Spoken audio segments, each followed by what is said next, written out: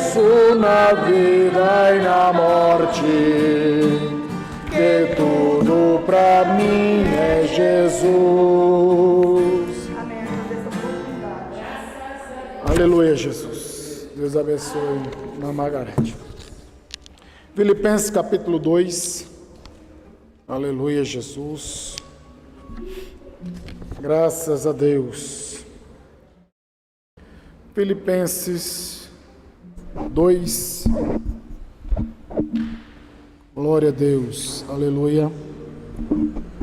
Filipenses 2. Graças a Deus.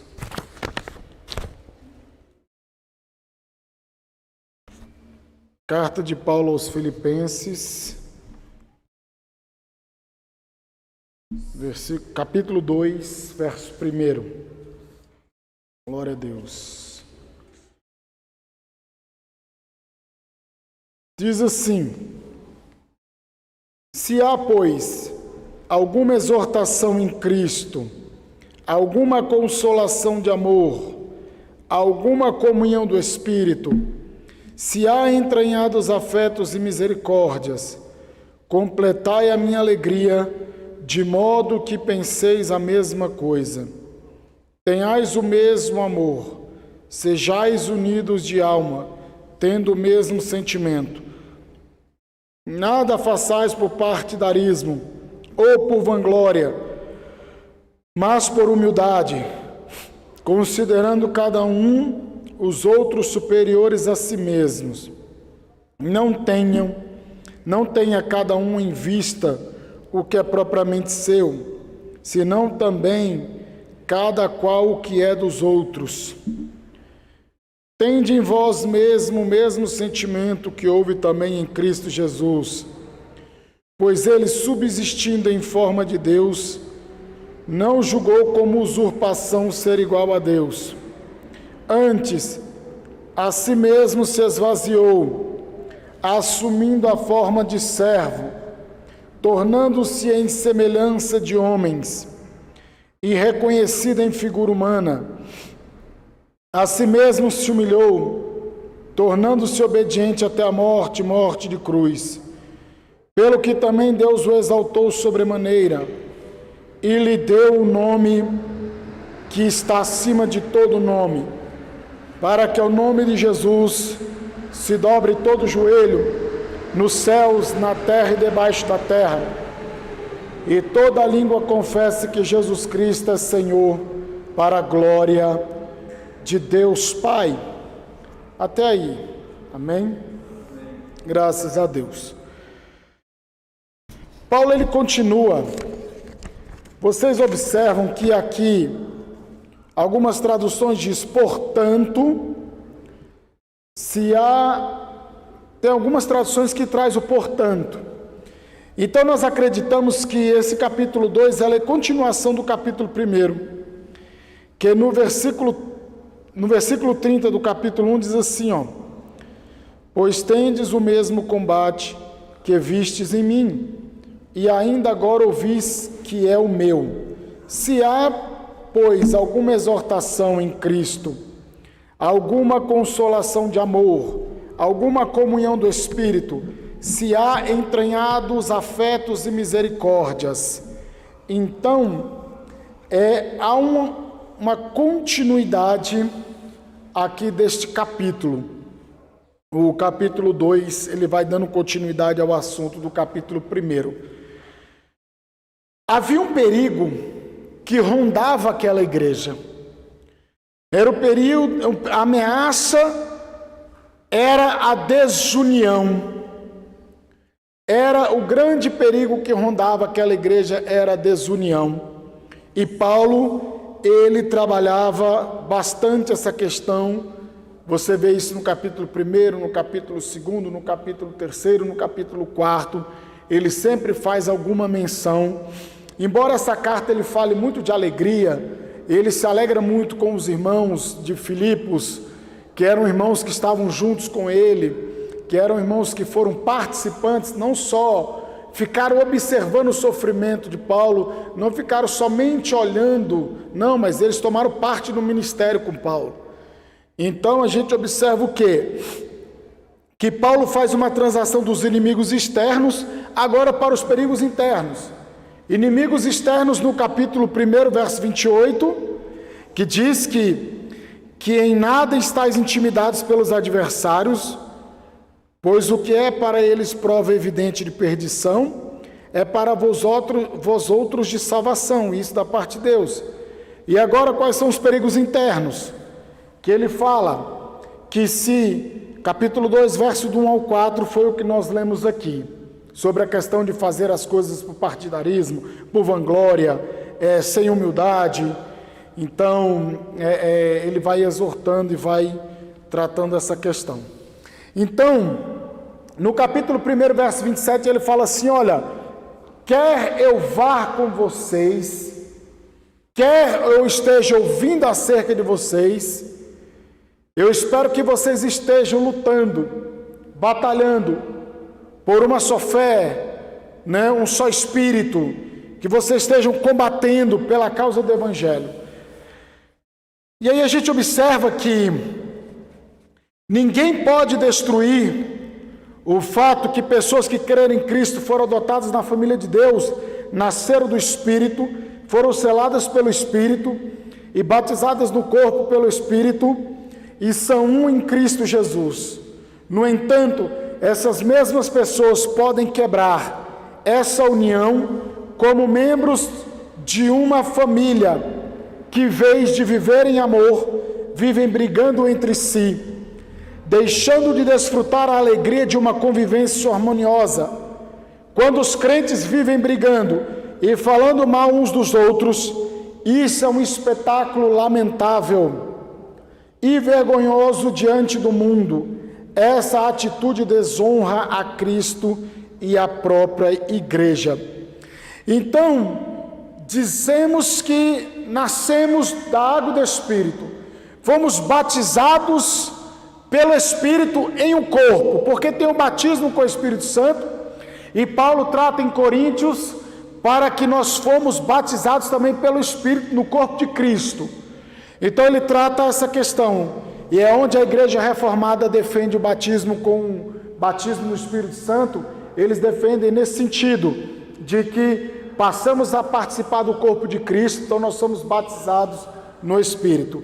Então ele fala isso, todo mundo é um corpo, todo mundo está em Cristo Jesus, mas como que podem viver brigando, falando mal uns dos outros? Não tem como, não pode. E aqui Paulo ele vai falando sobre a questão da união, da unidade.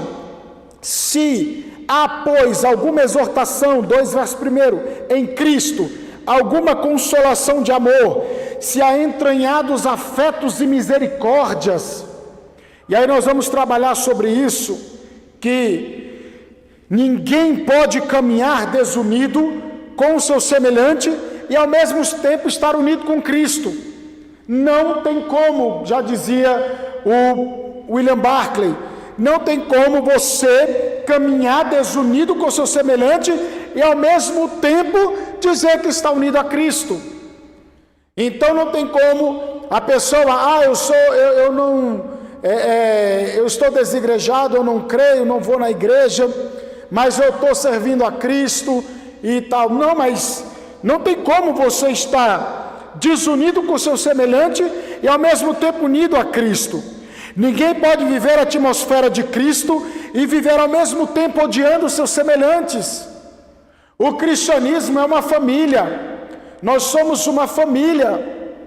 Nós somos o quê? Temos a nossa família de sangue, ou as que foram constituídas pelo casamento, e dentro da igreja somos uma família, o corpo de Cristo.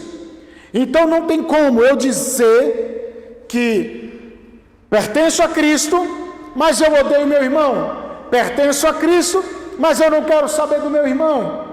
Então isso era um grande perigo que rondava a igreja de Filipos, que rondava ali aquele povo.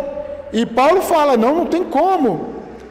Se há alguma exortação em Cristo, ou seja, há alguma motivação por estar em Cristo, há alguma consolação que vem do amor? Há alguma comunhão no Espírito? E aí a gente diz assim, que o poder do amor cristão nos conservará em unidade uns com os outros. Há alguma consolação que vem do amor? Ou há alguma consolação de amor? É o que Paulo está dizendo, que o amor cristão é essa benevolência e boa vontade invencíveis, que não conhece o ódio e nem buscam outra coisa que o bem de outros. Então Paulo está dizendo, olha, igreja, tem que haver amor, tem que haver esse amor, porque esse amor não conhece o ódio. Quando eu falo que eu amo a Cristo, mas eu odeio meu irmão, eu estou em trevas, eu sou assassino. Então é uma coisa muito séria que o cristianismo trata. Então há muitos que estão dentro da igreja, guerreando entre si, fazendo partidarismo, fazendo panelas com chavos. E Paulo está justamente alertando a igreja de Filipos contra tudo isso. E ele diz que o fato de participar do Espírito Santo deve impedir a desunião dos crentes. Se eu digo que pertenço ao Espírito de Deus, fui batizado pelo Espírito de Deus no corpo de Cristo, então como que eu vou andar desunido? Como que eu não vou me unir? Como que eu não vou vestir a camisa? Isso é impossível. Não tem como. O Espírito Santo é aquele que liga o homem com Deus e o homem com o homem. É o Espírito Santo que liga o homem com Deus e o homem com o homem, ou seja, o ser humano com o ser humano. É aquele que nos revela o que Deus deseja, o que façamos. É o que difunde a partir de nossos corações o amor de Deus.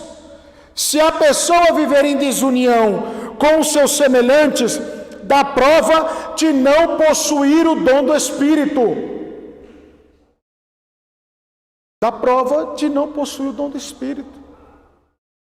E aqui ele está dizendo, alguma comunhão do Espírito, se há entranhados afetos e misericórdias, esse entranhados afetos é a sede dos sentimentos que Paulo está dizendo aqui.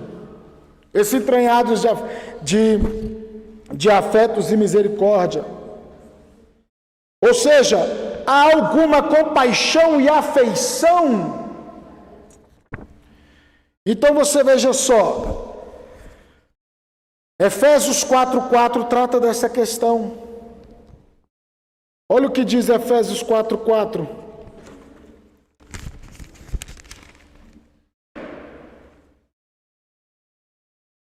Há somente um corpo e um espírito, como também fosse chamados uma só esperança da vossa vocação. Há um só Senhor, uma só fé, um só batismo, um só Deus e Pai de todos, o qual é sobre todos, age por meio de todos e está em todos. Efésios 4, 5, 6. Então você veja só que não tem como eu dizer que pertenço a Deus e não tenho união com minha igreja, com meus irmãos, com ninguém. Está errado. Então a igreja X que também diz que só é a nossa que vai ser salva, está errada. Nós estamos vendo aqui biblicamente. E olha só, a própria vida de piedade e compaixão humanas deve conservar os homens em estreita união. Então a sua vida de piedade, ou seja, a sua vida piedosa, que você está ali buscando, orando, consagrando, jejuando, lendo a palavra, aquela sua vida de devoção a Deus e compaixão humana, deve conservar os homens em estreita união. Como o filósofo grego Aristóteles disse, há muito tempo, os homens não foram destinados a serem ídolos vorazes, a lobos vorazes, mas sim a viver juntos em comunidade.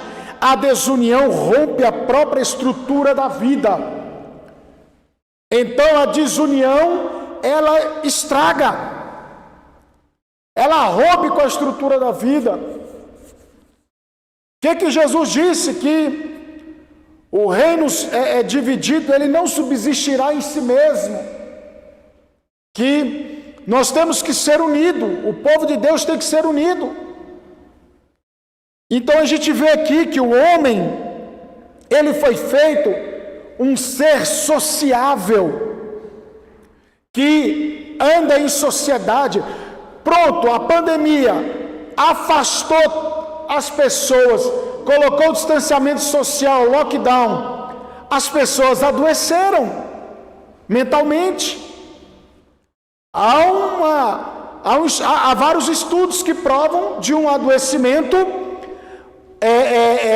mental muito grande. Aí agora nós pastores vamos ter que lidar com mais essa questão agora, com o adoecimento mental. Sempre existiu, sempre houve esses problemas, esses casos, mas com a pandemia agravou, porque o homem não foi feito para ficar preso, o homem não foi feito para ficar confinado. Quando a pessoa quer fazer um cachorro de guarda, um cão de guarda, ele confina ele, põe na corrente, deixa na corrente, Deus abençoe, deixa ele na corrente, ou seja, deixa ele perder o contato, porque não, ele tem que ser cão de guarda, então ele não pode ser amigo de ninguém, porque se ele ficar muito no meio dos outros, ele vai ficar bobo, manso. E não é assim que a gente faz quando quer um cão de guarda? Então o que acontece? A desunião rompe a própria estrutura da vida. A desunião não pode fazer parte da igreja, do corpo de Cristo. Entre nós não pode haver desunião. Porque eu não gosto do jeito do fulano. Porque eu não vou com o Beltrano. E se todo mundo fosse igual, que graça que teria? Não teria graça nenhuma. Eu acho que tem que ser do meu jeito. Não é do jeito não, é do jeito que Cristo quer. Olha só, Paulo destaca 2 desses frutos que acentuam o verdadeiro cuidado de um para com o outro. O que pavimenta, ou seja, o que faz um caminho, a unidade, o que pavimenta a unidade entre os crentes.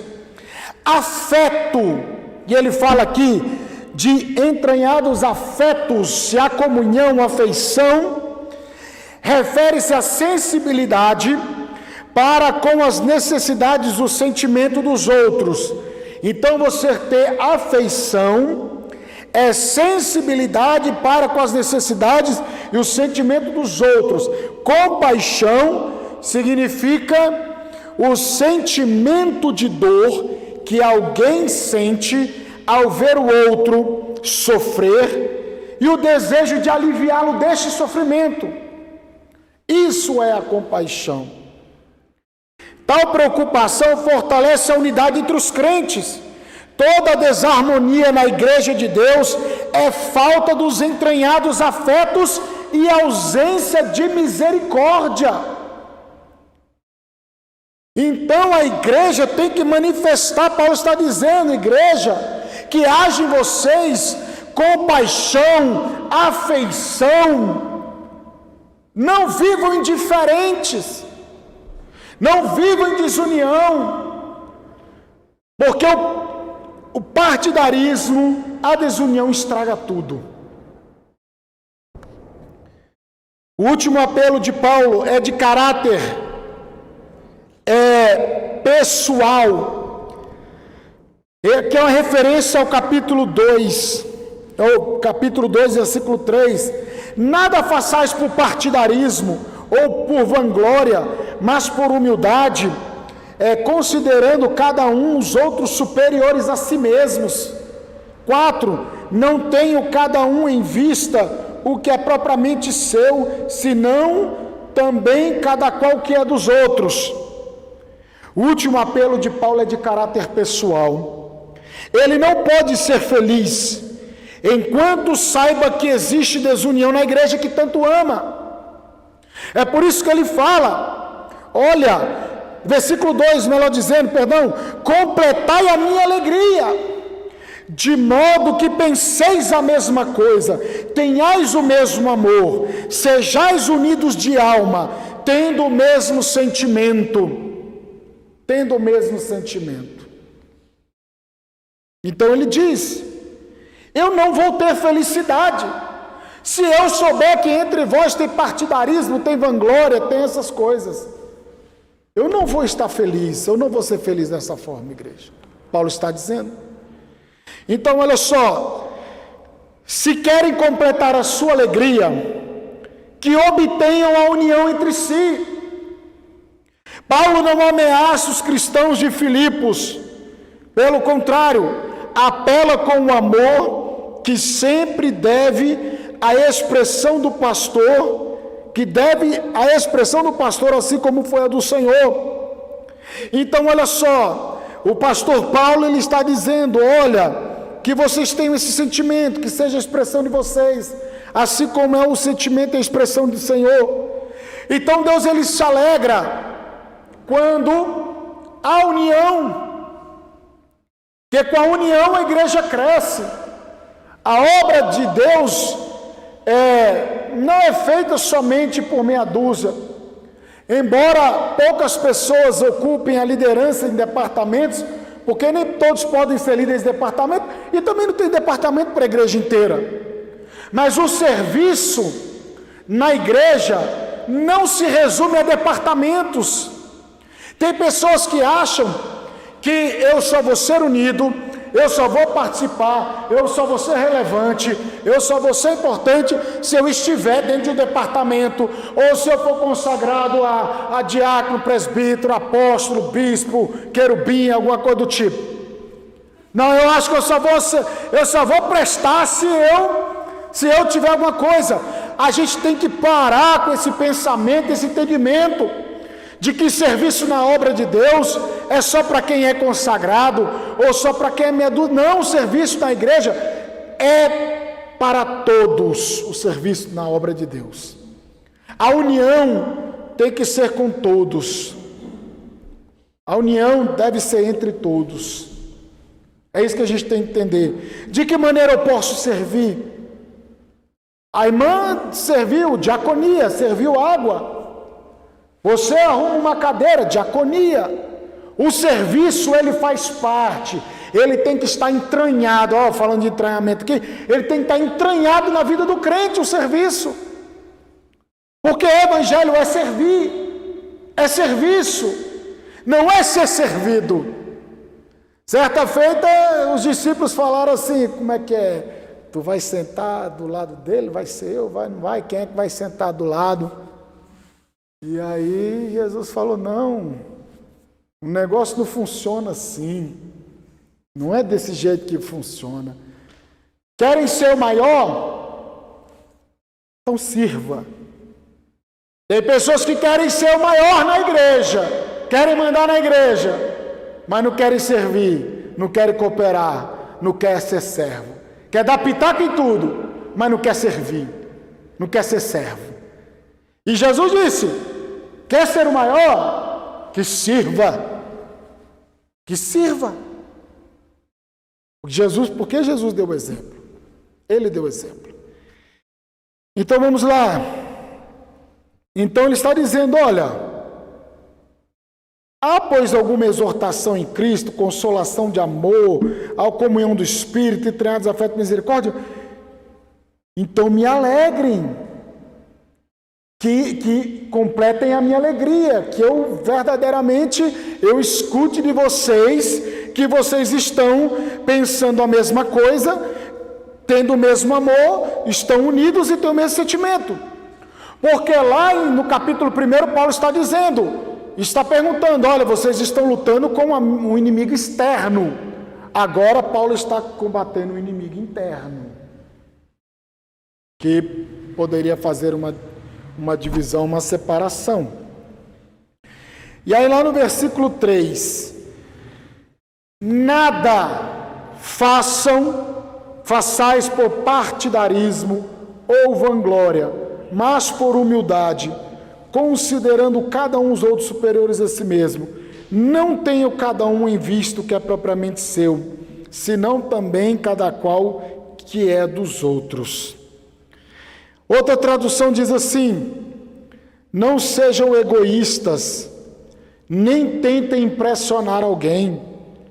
Sejam humildes e considerem os outros mais importantes que vocês. Não procurem apenas os próprios interesses, mas preocupem-se também com os interesses alheios. Aqui não é se preocupar com o interesse alheio para ficar bisbilhotando e se metendo na vida dos outros, não, viu, irmão? Não é isso aqui, não. A Bíblia está dizendo que me dá o direito de ficar me metendo na vida dos outros. Não. É no sentido de você estar atento, ter a sensibilidade acerca de alguma necessidade, se o irmão está passando ou não. Então, o que acontece? O apóstolo já havia mencionado o exemplo negativo de alguns crentes de Roma, que estavam trabalhando com a motivação errada. Capítulo 1, versículo 15 e 17.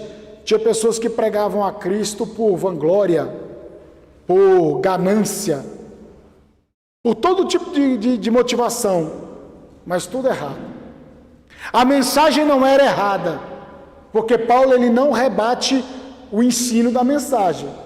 Paulo ele traz à existência, à tona, a motivação errada, mas a mensagem estava correta. É possível a pessoa pregar uma mensagem bíblica, mas a motivação dela ser toda errada. A motivação dela, Deus está sondando o coração dela, a alma dela, e sabe qual é a motivação dela que está servindo? Às vezes a pessoa pode estar pregando a Bíblia de ponta a ponta, ter um sermão eloquente, uma boa mensagem, mas a motivação dele é o dinheiro. Motivação errada, mas a mensagem é bíblica. Então, tudo isso é possível. Esse comportamento fere a comunhão entre os irmãos e perturba a unidade da igreja. Agora Paulo fala dois perigos que conspiram contra a unidade da igreja. Em primeiro lugar, partidarismo. A igreja de Filipos tinha muitas virtudes, a ponto de Paulo considerá-la sua alegria e coroa, como está em Filipenses capítulo 4, verso 1. Mas essa igreja estava ameaçada por alguns sérios perigos na área da unidade. A palavra grega traduzida por partidarismo é o resultado do egoísmo. Depois de Paulo mencionar a atitude mesquinha de alguns crentes de Roma, que movidos por inveja, pregavam a Cristo para despertar neles ciúmes, pensando que o seu trabalho apostólico era uma espécie de campeonato em busca de prestígio. O apóstolo volta agora suas baterias para apontar os perigos que estavam afetando também a unidade da igreja de Filipos. 1 Coríntios capítulo 1, do 9 ao 13. Abra lá, vamos ver o que a palavra de Deus diz. Capítulo 1, falando sobre partidarismo.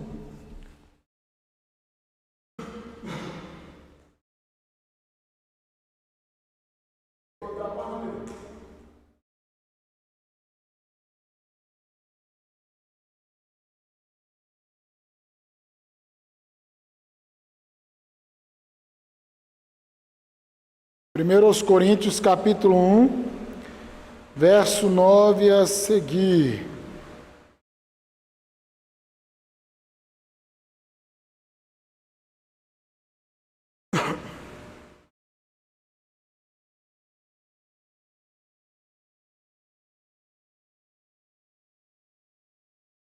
Então eu vou ler.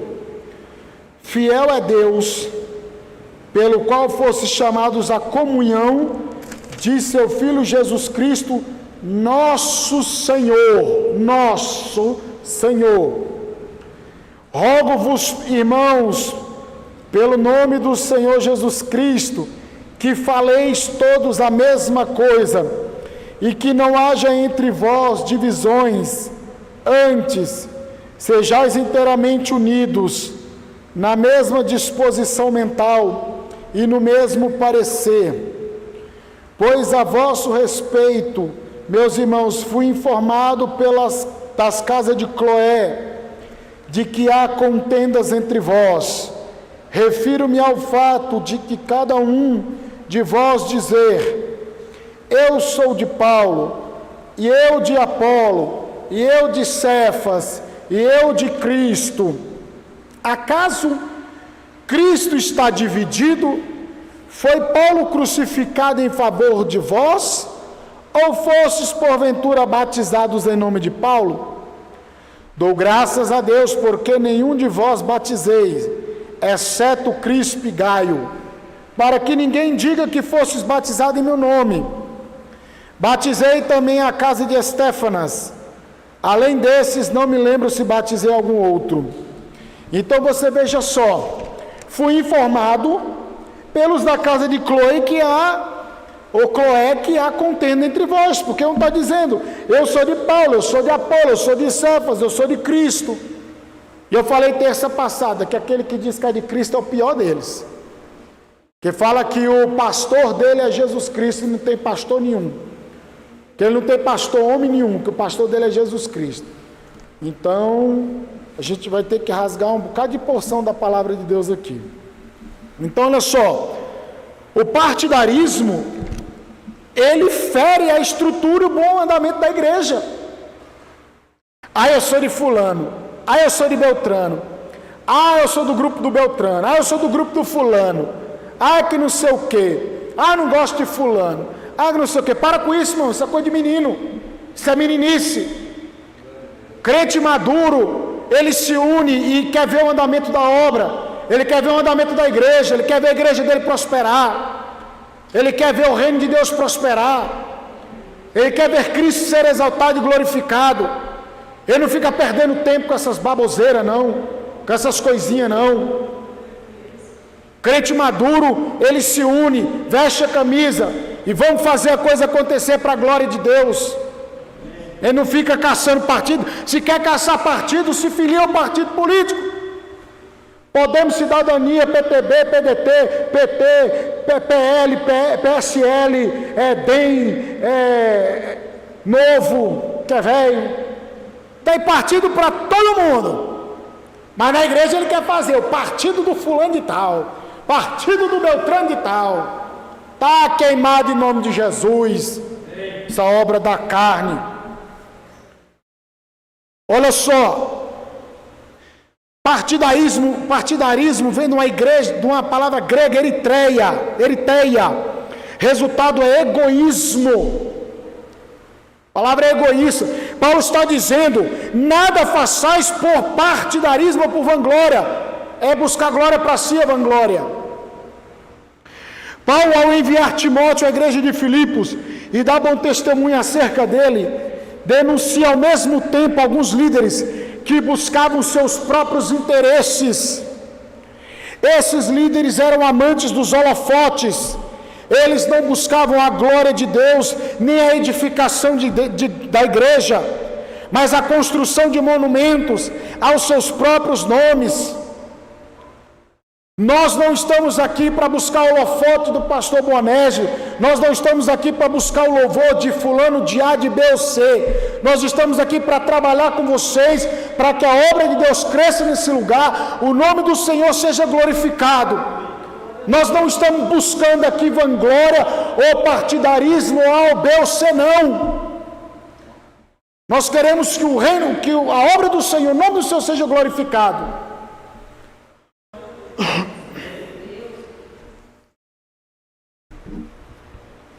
Vanglória. No nosso português, a palavra às vezes ela é muito simplória, né? Mas quando você pesquisa o sentido original que ele foi escrito, é porque as línguas antigas, essas línguas, elas são interessantes, ela abre um leque de significado na frente da gente que é muito interessante. Então, se alguém falar assim, porque no grego dá esse sentido, porque no grego, no hebraico dá esse sentido, tem gente que usa isso para se exaltar, né? Mas quando alguém fizer isso, você também vai ter o discernimento, se a pessoa está querendo se exaltar ou não. Mas quando a pessoa ela abrir o leque para você, se alegre, glorifique o nome do Senhor, porque você está enriquecendo seu conhecimento. E a vanglória, ela vem de uma palavra grega que só aparece aqui em todo o Novo Testamento. Paulo, somente aqui tem essa palavra, que é essa palavra do que vem do grego, né, kenodoxia, denota uma inclinação orgulhosa que busca tomar o lugar de Deus e estabelecer um status autoassertivo que rapidamente induz ao desprezo do próximo. Ou seja, é eu tomar o lugar de Deus e adquirir um status para mim que eu acabo te afastando, já que você não tem o mesmo status que o meu, já que você não alcançou o mesmo nível que o meu, já que eu tomei o lugar de Deus, eu sou tal. Quem quis tomar o lugar de Deus foi lançado, e não tem essa parte junto também, que é Satanás. Então aí eu começo eu não tenho, eu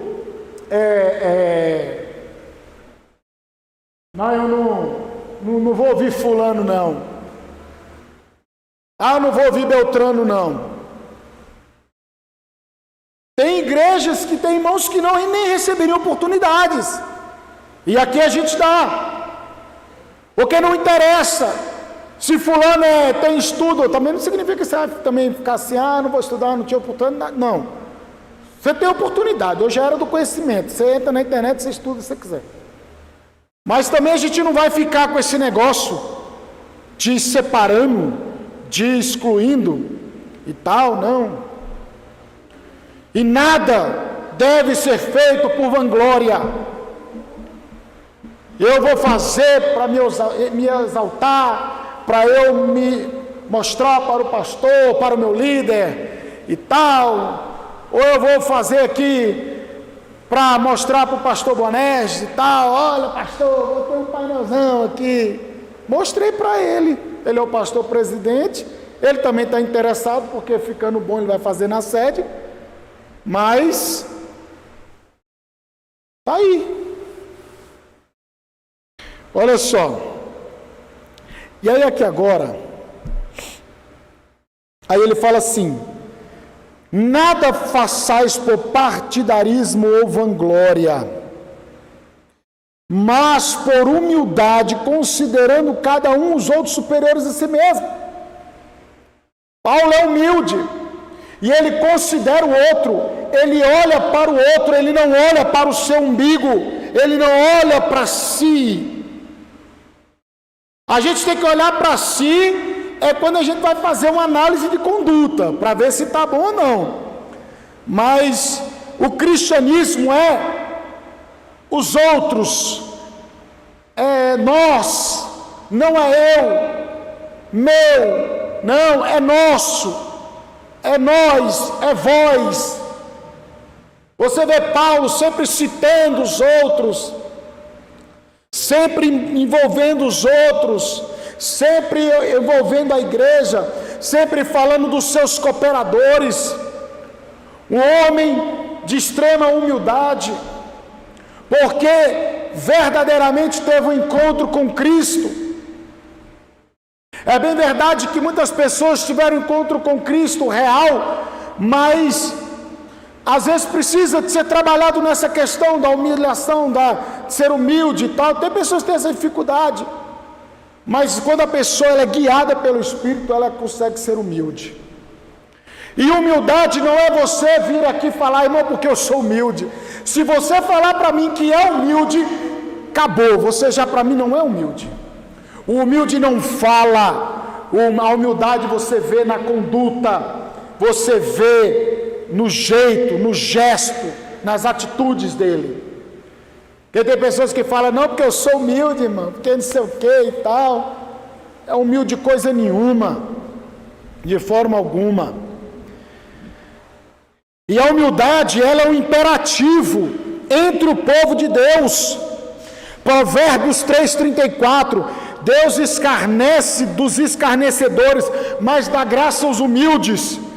Tiago diz 4,6, que Deus resiste ao soberbo, mas dá graça aos humildes.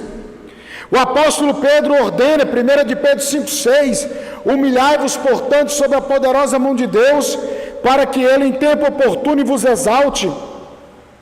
A humildade deve ser a marca do cristão,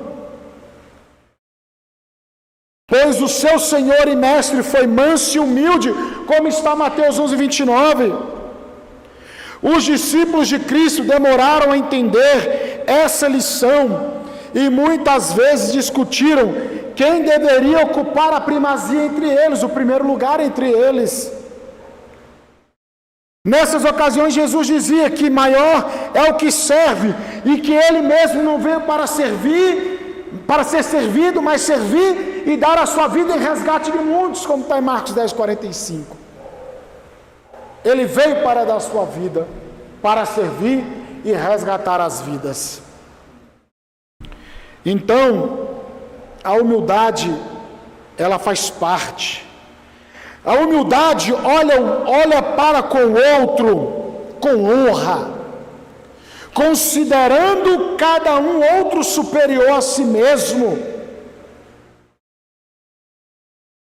Outra coisa, ele diz assim, no capítulo 1, verso 21 de Filipenses, ele coloca Cristo em primeiro lugar. Agora no 2, verso 3, ele coloca o outro acima do eu. Uma pessoa humilde não tem sede de fama, de projeção, de aplausos. Ela não se embriaga com poder, não busca os holofotes do palco, nem corre atrás das luzes da ribalta.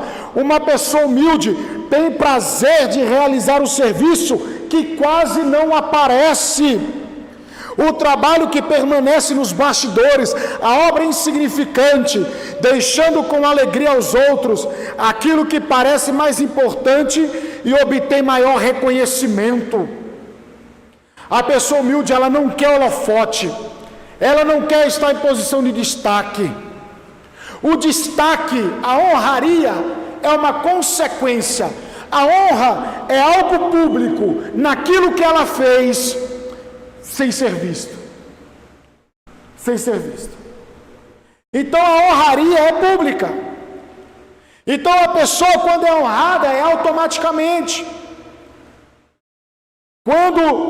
Ou seja, ela é consagrada, ela é ordenada, ela é separada, é uma consequência, não é o fim, não é o meio. Eu só sirvo porque só se eu tiver uma posição de destaque, como eu já falei. Não é assim que funciona. Cristianismo verdadeiro não. O mundo lá fora te diz, te mede pelo aquilo que você tem. Se você tem um carro importado, o povo te olha diferente. Mas se tu tem uma barra circular, o povo fala, vixe, isso aí é um quebrado, é um liso. Ou tem gente que nem tem. Em casa tem um ACC Brisa lá para 2. E olhe lá, que às vezes eu tenho que usar, eu levanto o banco. Às vezes eu tenho que usar, baixo o banco. Né? E assim vai. Então, olha só, irmãos. A humildade, o crente deve buscar a humildade. Ele tem que ter... Mas ser humilde não é besta, não é ser bobo, não é ser tapado. Eu sou humilde, eu sou crente. Aí todo mundo vai pisar em você, fazer gato sapato, pintar e bordar. Não é assim que funciona a coisa. Não, de jeito nenhum. Então, o nosso prazer, a nossa alegria, é que cada um de vocês cresçam, vocês se desenvolvam. A gente está observando vocês estão nos observando, mas a gente está analisando, averiguando quem é proativo, quem é reativo. O proativo é aquele que faz, que se dispõe. O reativo, ele só faz se manda, só vai fazer se mandar. Então a gente está observando qual é a característica de cada um, qual é o chamado de cada um. Nós estamos olhando, porque cada um, dentro do seu chamado, nós queremos que você desenvolva, que você cresça, que você tenha um chamado com Deus, você cresça. Nós temos convicção que estamos aqui por Deus, um Deus que nos colocou aqui. Então eu não tenho um pingo de ciúme se você se destacar mais do que eu, porque a liderança está sobre os nossos ombros, sobre nós. Então a liderança da igreja somos nós. Mas vocês também têm que crescer, vocês têm que deslanchar, vocês têm que fazer, vocês têm que trabalhar. Então a gente tem que buscar em Deus, porque a gente quer fazer as coisas por partidarismo, por vanglória. A nossa natureza humana, tenebrosa, carnal, ela quer passar por cima dos outros, ela não quer ficar... Você lembra? Menino que tem disso. Eita, pai, ganhei um carrinho. Aí outro vai, ele chega lá, mãe, me dá um carrinho lá que o fulano ganhou um carrinho, eu tenho que ter um carrinho melhor do que o fulano. Isso é coisa de menino. Menino que quer ter uma coisa melhor do que o outro. Não, o fulano ganhou, eu tenho que ter o melhor. Fulano ganhou um iPhone 11, eu tenho que ter o 13. Aí o fulano ganhou o Galaxy, não sei o que, eu tenho que ter o Ultra. E tal, é aquela coisa toda. Fulano ganhou um Mizuno, eu tenho que comprar um Mizuno também. E aquela coisa. Isso é coisa de menino. Aí Paulo diz... Quando eu era menino, pensava como menino, falava como menino, pensava. Mas agora que já não sou mais menino, essas coisas, tudo ficou para trás. Por isso, que nós não devemos fazer nada por vanglória, por partidarismo. Não. Cada um, ou seja, a humildade, olha o outro com honra. Olha o outro honrando o outro. É assim que funciona. Filipenses 2, verso 4. Não tenha cada um em vista o que é propriamente seu, senão também cada qual o que é dos outros. É importante ressaltar que Paulo não exige que eu negligencie as minhas coisas e somente me engaje a favor dos outros. Ou seja, Paulo não está dizendo aqui, esquece da sua vida, e aí só se engaja na vida dos outros, nas coisas dos outros, para ajudar os outros, ou para fazer pelos outros. Eu tive um pastor, que ele brincava, ele era um cara muito homem de Deus, super atarefado na obra de Deus. E eu nunca me esqueci dele falar isso, que ele chegava em casa de ré. Irmão, eu chego em casa é assim, eu já entro assim, porque eu já tenho que sair. E ele ria, e dava gargalhada. E aí... fazia trabalho no presídio, faz até hoje trabalho no presídio. E aí um dia o filho dele, o camarada, fazia trabalho no presídio, era responsável pelo evangelismo no estado de Goiás inteiro, de uma certa denominação. E de repente o filho dele virou para ele e falou assim: pai, será que eu vou ter que ser preso para o Senhor me dar atenção? Ele disse que aquilo foi como um murro na cara dele. Sabe o que ele fez? Na hora, ele freou todas as atividades dele. E ele começou a focar mais na sua família e nos seus filhos. Foi a forma que Deus encontrou de abrir os olhos dele. Então, assim, Paulo está dizendo que não é que eu negligencie as minhas coisas e somente me engaje a favor dos outros. Paulo espera que o meu olhar de amor e preocupação também caia sobre as necessidades, dificuldades e aflições do irmão.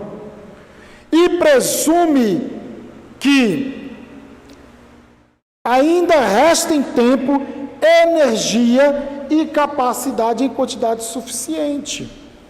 É isso que Paulo está dizendo aqui. Então vamos lá. Aí Paulo ele traz todo essa primeira parte, falando sobre a unidade, sobre a união.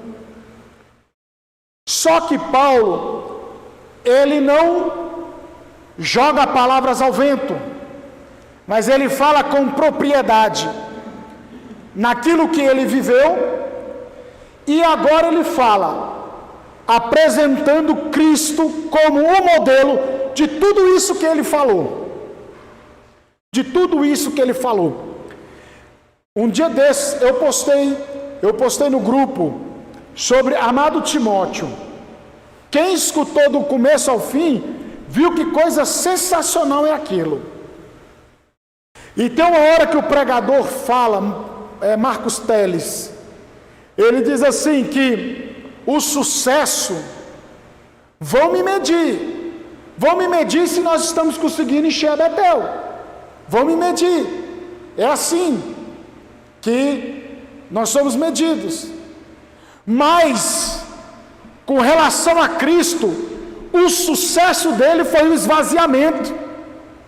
Eu achei isso fantástico, irmão. O sucesso de Cristo foi o esvaziamento. Aí agora a gente entra no versículo 5 a seguir. E a vida de Cristo é o exemplo máximo da igreja. Os líderes, os pastores podem e devem ser admirados, mas não idolatrados, e a sua fé não tem que ser sustentada no homem. Não alicerce sua fé em mim, não alicerce sua fé na minha esposa, não alicerce sua fé no homem.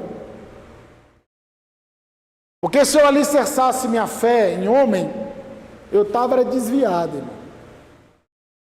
Mas eu sei o que Deus fez na minha vida, de onde Deus me tirou, o que fez na minha vida.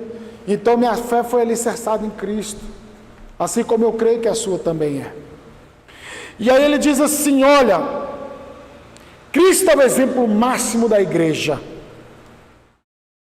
Paulo corrige os problemas internos da igreja de Filipos, não apenas lhes oferecendo os conceitos doutrinários. Ele não traz somente conceitos e conceitos e conceitos, ele traz coisas práticas. Coisas práticas. Mas que coisas práticas são essas? Mostrando o exemplo de Cristo. O melhor remédio para curar os males da igreja é olhar para Jesus, seguir seus passos, imitar o seu exemplo. A igreja de Filipos estava sendo atacada por inimigos externos e intrigas internas. Para corrigir os dois males, ela deveria olhar para Jesus. E aí ele diz assim, versículo 5: tende em vós mesmo sentimento que houve também em Cristo Jesus. Em outra tradução, tenham a mesma atitude demonstrada por Cristo Jesus.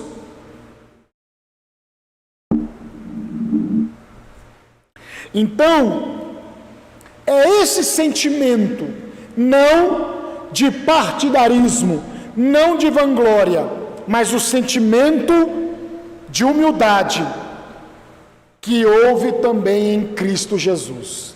Aí agora ele vai explicar que humildade é essa de Jesus. E isso aqui é uma coisa sensacional que Paulo traz para nós. Primeiro, verso 6: pois ele, subsistindo em forma de Deus, não julgou como usurpação ser igual a Deus. Em outra tradução, embora sendo Deus, não considerou que ser igual a Deus fosse algo a que devesse se apegar.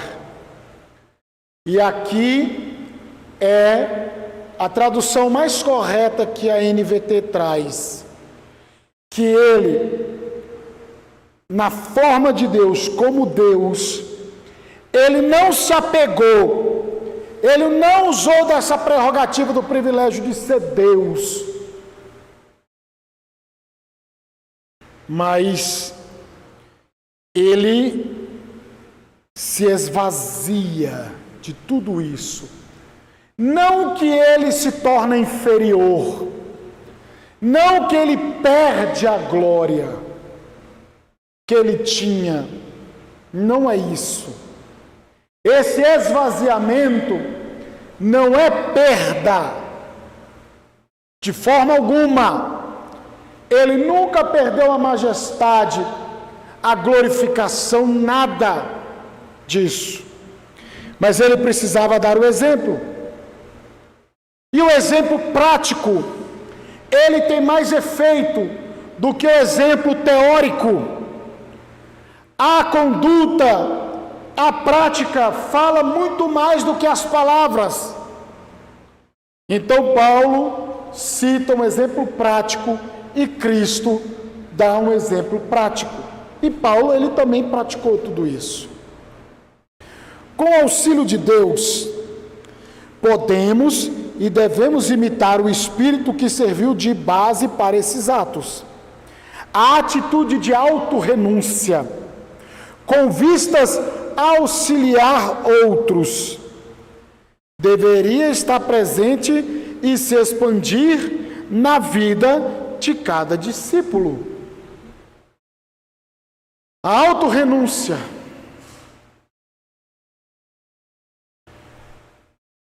com vistas a auxiliar o outro deve estar presente. E é o sentimento que envolve Romanos capítulo 14, que se o meu irmão ele tem alguma fraqueza, alguma coisa que venha escandalizá-lo, eu devo me abster daquilo ali, eu devo deixar aquilo de lado. Aí tem muita gente que fala assim, não, fulano que se lasque para lá. Não, irmãos, Paulo está muito claro em Romanos 14, e aqui em Filipenses, que cada um considere os outros superiores a si mesmo, que cada um faça as coisas pensando no seu próximo. Então, versículo 6, ele voluntariamente abriu mão de seus direitos, Jesus Cristo. Ele voluntariamente abre mão dos seus direitos por um tempo, por um período de tempo. Jesus, antes da sua encarnação, em que o Verbo se faz carne, em que assume a forma humana, sempre foi igual a Deus, eterno junto com Deus, como Deus, da mesma substância com o Pai e com o Espírito Santo. Ele sempre foi revestido de glória e majestade. Ele é o Criador de todas as coisas, visíveis e invisíveis. Ele sempre foi adorado pelos anjos nas cortes celestiais. E aqui nós estamos vendo sobre os atributos divinos de Jesus Cristo, que Ele é eterno juntamente com o Pai, o Filho e o Espírito Santo, que Ele é da mesma substância junto com o Pai, o Filho e o Espírito Santo, porque é o seguinte, ao longo da história da igreja, quiseram dividir, colocar Jesus menor, o Espírito Santo menor, Deus maior. Não, todos estão no mesmo patamar, todos são Deus, não são deuses. Aí as pessoas que não creem na Trindade dizem que a gente adora deuses, né? E não adora deuses. João 17:5. João 17:5. Olha o que Cristo fala.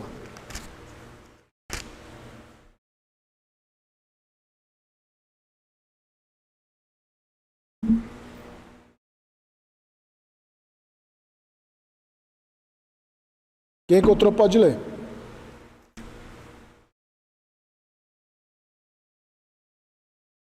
João 17:5.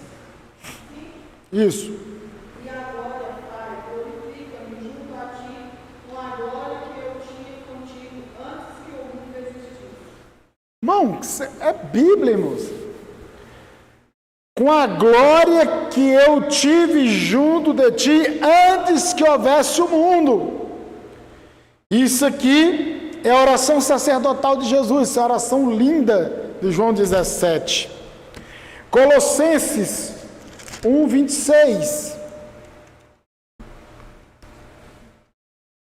Não, perdão, é 1:16.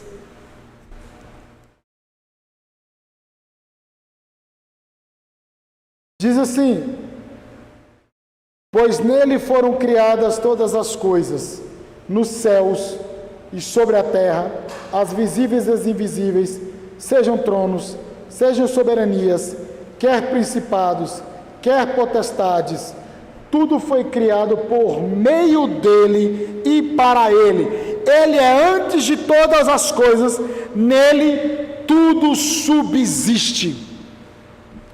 Então ele não é menor que Deus, ele é 100% divino quando ele veio à terra, 100% divino, 100% humano. Ele não é 50% divino e 50% humano, não. Ele é 100% humano, 100% divino. E aqui em Filipenses, ele, na forma de Deus. E o que é subsistindo em forma de Deus? Assim, pois, Paulo começa dizendo que Jesus é Deus em forma essencial, que não muda, que não altera.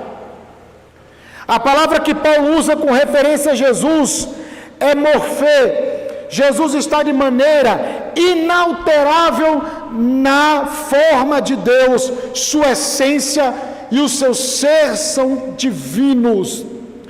Porque tem duas palavras para forma no grego, esquema e morfê. Esquema é coisas que podem ser alterados. Morfê é que não se altera de jeito nenhum. E quando Paulo fala de forma subsistida em forma de Deus, ele está dizendo, ele usa a palavra morfê, ou seja, que não altera em sua essência e não muda de forma alguma.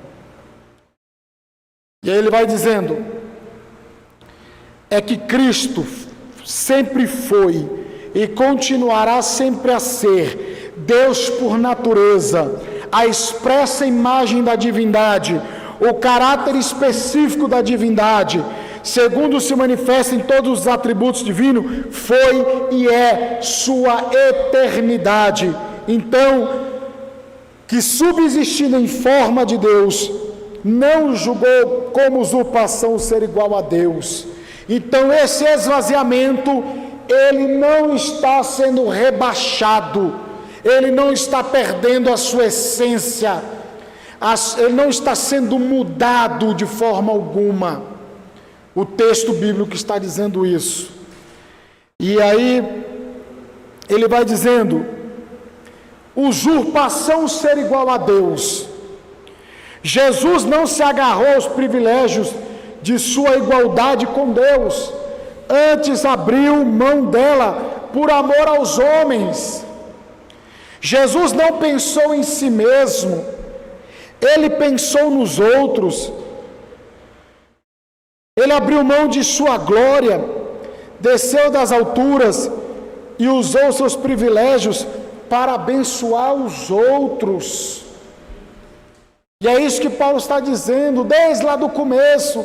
Não faça nada por vanglória e partidarismo, mas por humildade, olhando que Cristo, sendo em forma de Deus, que quando ele se encarnou, assumiu a forma humana, Ele fez isso olhando para o outro, olhando para o ser humano, por amor ao outro.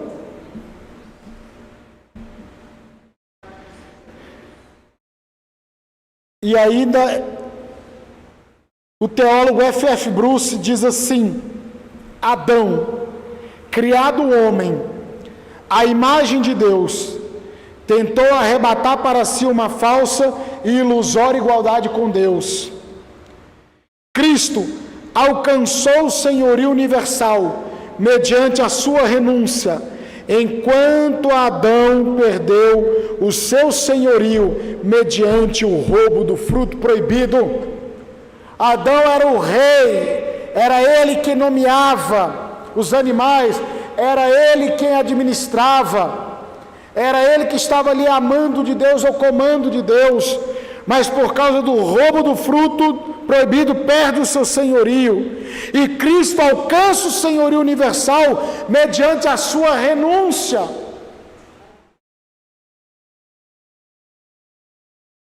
Versículo 7. Antes, a si mesmo se esvaziou, assumindo a forma de servo, tornando-se em semelhança de homens, e reconhecido em figura humana. A si mesmo se humilhou, tornando-se obediente até a morte e morte de cruz. Esse esvaziamento, a teologia chama de kenosis. Quando você ouvir falar de kenosis, fala do esvaziamento de Cristo.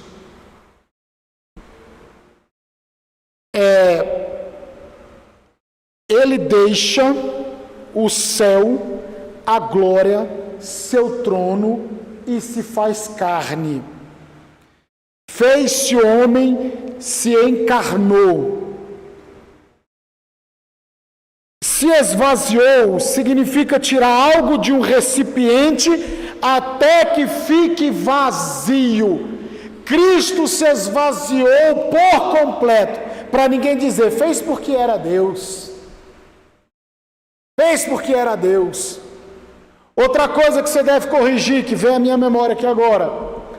Cristo precisou vir à terra para saber o que você passava e tal. Eu já falei isso, você já falou isso, pode confessar.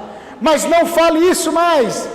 Porque quando eu digo que Cristo precisou vir à terra para poder te entender e saber o que você estava passando, aí você está rebaixando Cristo.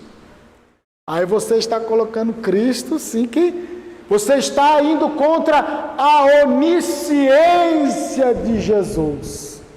Ele veio a esta terra, se esvaziou por completo, como você, é como se... Deixa eu beber aqui agora. Esvaziei por completo o copo. É isso. Para cumprir um propósito, como Cordeiro de Deus que tira o pecado do mundo, e para socorrer, como diz Hebreus capítulo 2, que é poderoso para socorrer aos que são tentados, porque Ele mesmo sofreu na carne. Então, você muda essa frase aí, viu? Então, olha só, Paulo usa aqui a palavra sobre o sacrifício da encarnação, do que Cristo se esvaziou. Certamente não foi da existência na forma de Deus, o que seria impossível. É impossível ele se esvaziar da forma divina dele. Não é isso. Mas ele continuou sendo filho de Deus. Sem dúvida, Cristo renunciou por um tempo seu ambiente de glória. Ele pôs de lado por um tempo sua majestade e glória, mas permaneceu Deus. Ele jamais deixou de ser possuidor da natureza divina.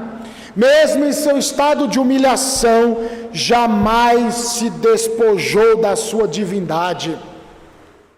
Versículo 8. Ele se sacrifica, Muitas pessoas estão prontas a servir a outros, se isto não lhe custar nada. É assim, né? Vamos servir o outro, mas desde que não me custe nada.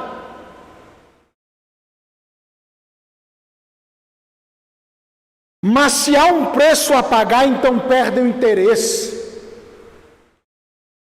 Se há um preço a pagar, muitos perdem o interesse. O Evangelho é humilhação, é sacrifício, é renúncia. Não é status. Hoje virou status aí no mundo aí afora, né? Hoje eu sou evangélico. Antigamente ser evangélico era uma coisa terrível. Hoje todo mundo, homossexual se batiza nas igrejas da inclusão e acha que está tudo bem, que Jesus está se agradando. E esquece de Levítico 18, Deuteronômio 22, Romanos capítulo 1, se esquece de 1 Coríntios capítulo 6, e acha que está tudo bem. Evangelho é morte, é renúncia, é o outro, não é eu. E aqui, ele se humilha quando se faz homem. Ele desce mais um degrau nessa escalada da humilhação quando se fez servo. Tem muita gente querendo subir degrau, sendo que o Evangelho é descer degrau. Eu costumo dizer, se sou pastor, eu faço a função de pastor, de evangelista, de presbítero, de diácono e de auxiliar. O meu degrau é o inverso. O degrau do cristianismo é o inverso. O cristianismo é uma pirâmide invertida. Porque a pirâmide do mundo aí fora, quem está no topo é o maioral. E o cristianismo é pirâmide invertida. E Jesus vai descendo, descendo, descendo, até chegar à morte.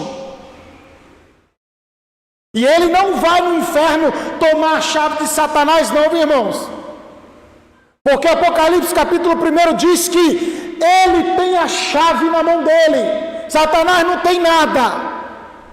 Quem tem o poder, quem tem a chave de todas as coisas é Cristo. Então ele não foi no inferno, ele não pregou para Satanás, ele não fez graça para Satanás e ele não tomou chave do inferno, não, irmãos. Ele tem todo o poder no céu e na terra. O Apocalipse 1 diz que ele tem a chave de Davi na mão. Apocalipse capítulo 2, é ele que abre a porta, ele que fecha, ele que fecha, ele que abre.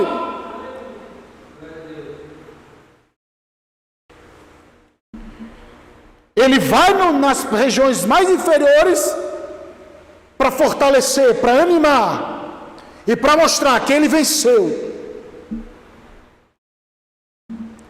E olha só,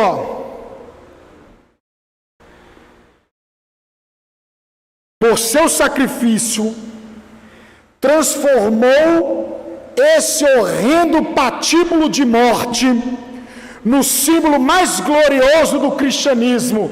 O que é o patíbulo? É a cruz. Então ele transformou a cruz, um instrumento de morte, um instrumento de condenação de perversos, transforma na mensagem poderosa que salva o mais vil pecador. Todo aquele que olha para a mensagem da cruz, que se arrepende dos seus pecados e crê no que ele fez, se arrepende dos seus pecados e sai da condenação eterna e se torna um filho de Deus. Essa humilhação, esse esvaziamento, segundo aos Coríntios capítulo 8, ele se fez pobre, sendo rico, fez-se pobre, por amor de nós, ele se fez pobre, ele se despojou, aleluia, louvado seja Deus. Para que ninguém venha dizer que foi pelo mérito próprio que conseguiu alguma coisa, não.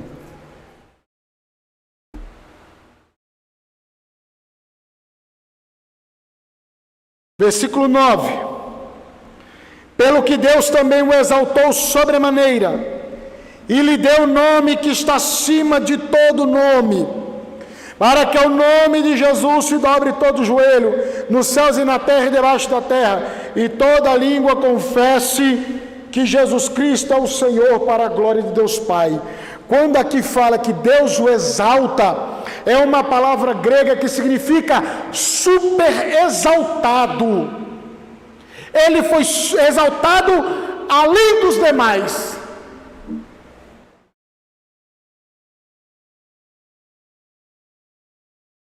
A exaltação de Cristo é obra de Deus.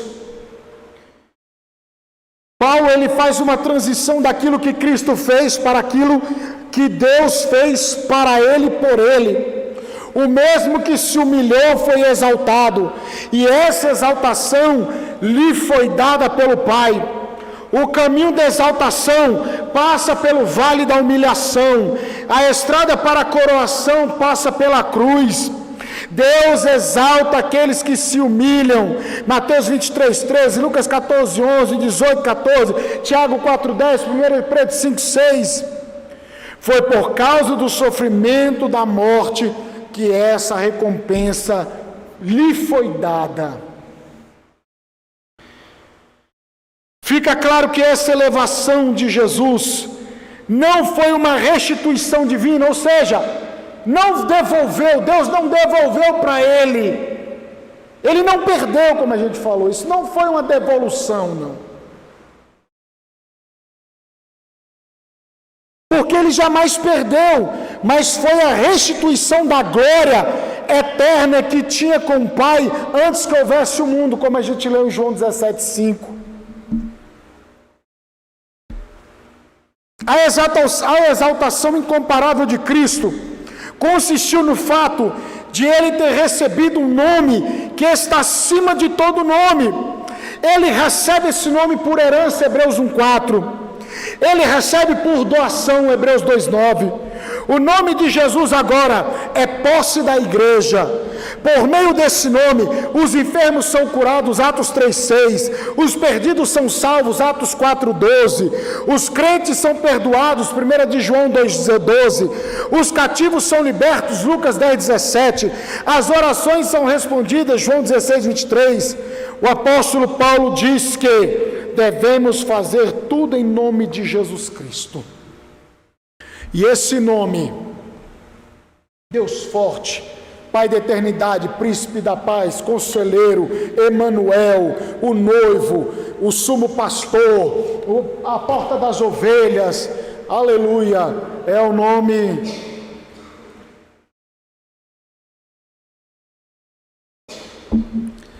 A exaltação de Cristo é uma exaltação que exige rendição de todos.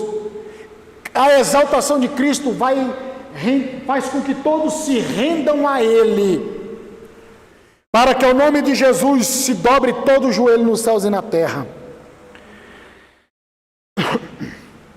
O seu regresso em glória, Jesus será adorado em sua vinda. Jesus será adorado por toda a corporação dos seres morais, em todos os setores do universo. Os anjos e os seres humanos redimidos farão isso com intenso regozijo, enquanto os condenados farão com profunda tristeza e remorso. Na segunda vinda de Cristo, os três mundos vão se dobrar aos seus pés, os céus, a terra, o inferno.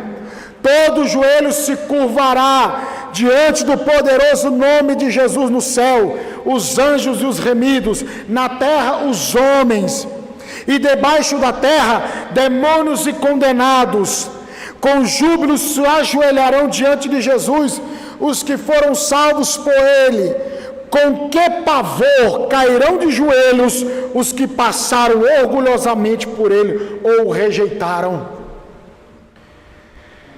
E a exaltação de Cristo é uma exaltação proclamada universalmente, ou seja, toda língua confesse que Jesus Cristo é Senhor, para a glória de Deus Pai. Toda língua vai confessar que Jesus é Senhor. Ele é o Rei dos Reis, Senhor dos Senhores, o Todo-Poderoso Deus, diante de quem os poderosos deste mundo vão ter que se curvar e confessar que Ele é Senhor.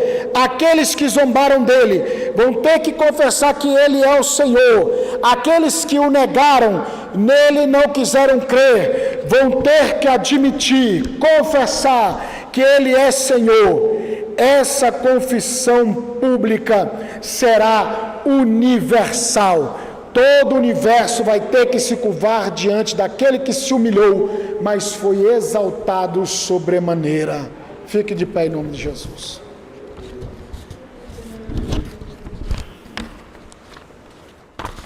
Semana que vem a gente continua.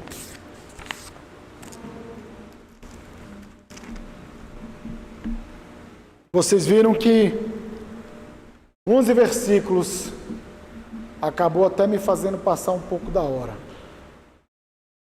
Mas a Bíblia ela é muito profunda para a gente só ficar numa leitura rasa. Não, deixa eu só ler Salmos, só ler Provérbios. Não, se aprofunda na palavra. Vamos orar. Senhor nosso Deus e nosso Pai, em nome de Jesus. Estamos em Tua presença nesta noite, Senhor, e Te louvamos e Te glorificamos por este momento, Senhor. Pai Santo, que o Senhor nos ensine a agir por humildade, tendo em vista o exemplo supremo de nosso Senhor Jesus Cristo. Pai Santo, que a gente venha fazer a Tua obra para glorificar o Teu nome, não por inveja, por partidarismo, por nada disso, Senhor. Pai Santo, continua abençoando os Teus servos que vieram nesta noite e todos os que nos assistiram, Senhor. Abençoe, nos guarde e nos livre de todo mal, em nome de Jesus. Estenda suas mãos, que a graça de nosso Senhor Jesus Cristo, o amor de Deus nosso Pai, a comunhão e a consolação do Espírito Santo sejam com todos digam amém. Está encerrado em nome de Jesus.